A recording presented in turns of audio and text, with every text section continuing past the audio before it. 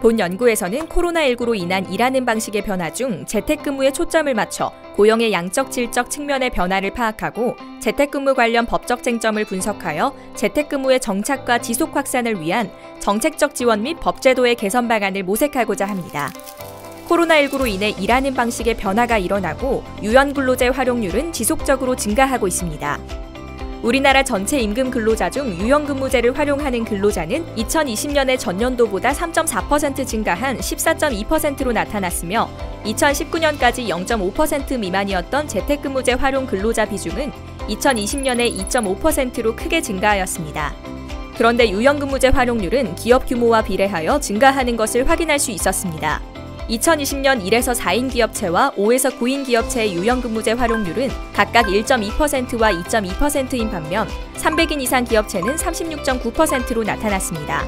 2019년도까지는 기업 규모별 재택 원격근무제 활용률의 차이가 크지 않았으나 2020년에는 재택 원격근무제 활용률이 규모의 대체로 비례하여 높아지는 것으로 나타났습니다. 2020년 300인 이상 기업체의 재택 원격근무제 활용률은 7.3%로 100에서 299인, 30에서 99인 기업체의 2배 이상이었으며 이는 2020년 재택근무의 확산이 주로 규모가 큰 기업들에서 집중적으로 이루어진 것을 의미합니다. 긍정적인 면으로 업무 집중도 및 효율성 향상, 자기주도적 업무 수행이 가능합니다. 근로자의 직무 만족도와 일, 생활 균형도 개선됩니다. 고용 참여 기회 확대와 경력 단절 예방도 재택근무의 장점입니다. 기업 입장에서는 부대 비용을 절감할 수 있고 숙련 인력 이직 방지와 우수 인력 유치를 통해 기업의 경쟁력이 강화되며 이는 고용 증가로 이어집니다. 효율적인 재택근무를 위한 IT 기술 수요의 증가로 해당 산업 육성을 통한 일자리 창출이 가능해집니다.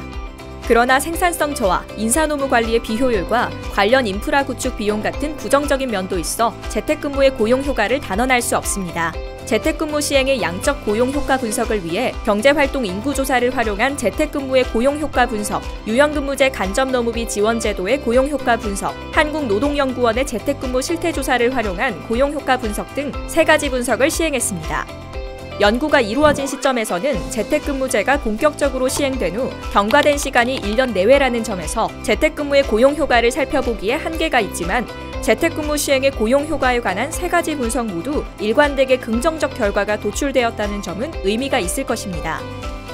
다음은 질적 고용 효과에 대해 알아보겠습니다. 첫째, 코로나19 팬데믹 이후 재택근무제 도입은 많이 늘었지만 대부분 임시방편으로 재택근무를 도입한 경우가 많았습니다. 향후 재택근무가 안정적으로 시행될 수 있기 위해서는 재택근무에 적합한 직무 선정 기준을 개발해야 합니다.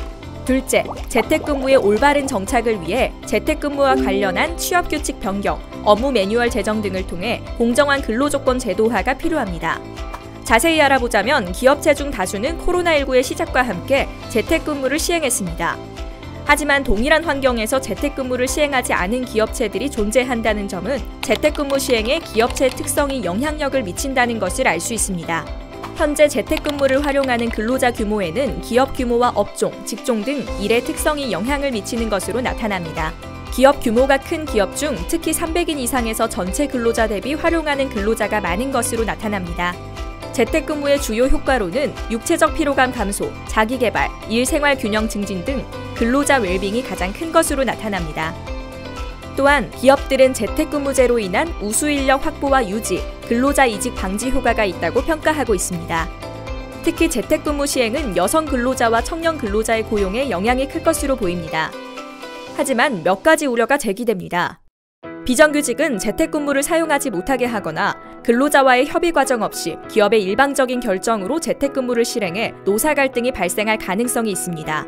재택근무로 인해 근로시간과 업무 강도 증가를 경험할 가능성이 있습니다. 기업은 재택근무로 인해 근로자가 부담하게 되는 각종 비용에는 무관심합니다.